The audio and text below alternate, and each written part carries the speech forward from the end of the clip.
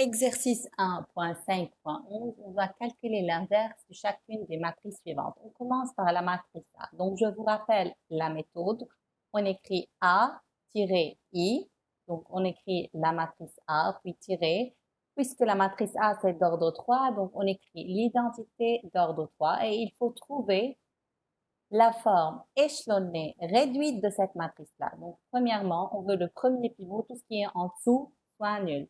Là, on remarque que 1, c'est le pivot de la première ligne, première colonne. Alors après, on a 2. Donc, la première étape va être d'échanger la ligne L3 avec la ligne L1. Donc, on écrit la ligne L3 au début et la ligne L1 à la fin. Donc, toute la ligne L3 va être la première ligne et toute la ligne L1 va devenir la dernière ligne. Comme ça, on a premier pivot, tout ce qui est en dessous est nul. Maintenant, deuxième pivot, on doit annuler tout ce qui est en dessous.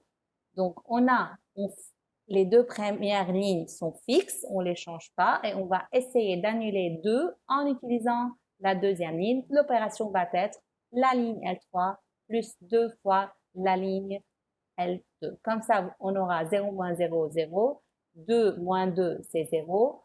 Moins 1 plus 2, c'est 1.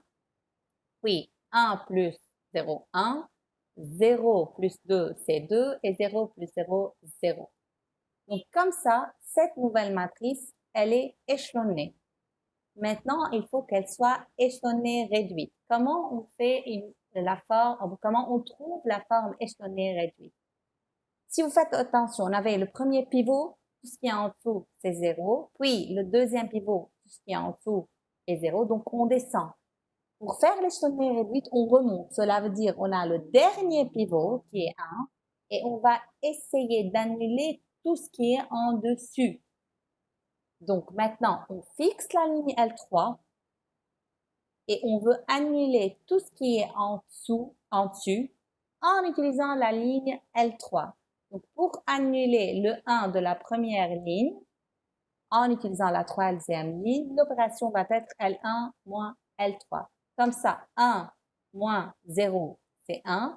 0 moins 0, c'est 0.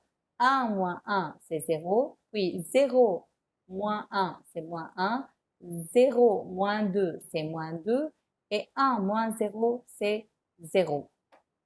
Pour la deuxième ligne, pareil, on veut annuler 1 en utilisant 1, donc le L2 moins L3, 0 moins 0, 0, moins 1 moins 0, 0, moins 1, 1 moins 1, 0, 0 moins 1, c'est moins 1, 1 moins 2, c'est moins 1, et 0 moins 0, c'est 0. Donc, cette nouvelle matrice, elle est bien échelonnée réduite.